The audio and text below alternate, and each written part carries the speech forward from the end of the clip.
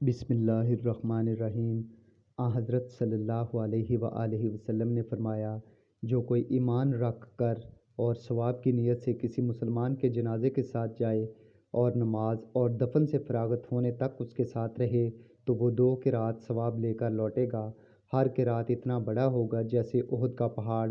और जो शख्स जनाजे पर नमाज पढ़कर दफन से पहले लौट जाए तो वो 1 क़िरात सवाब लेकर लौटेगा।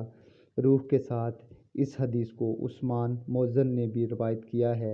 कहा, हमसे औफ ने बयान किया, उन्होंने मोहम्मद बिन सीरीन से सुना, उन्होंने हज़रत अबू हुरैरा रज़ी अल्लाह तआला अन्हो से, और उन्होंने हज़रत मोहम्मद मुस्तफ़ा सल्लल्लाहु अलैहि वसल्लम से रवायत की।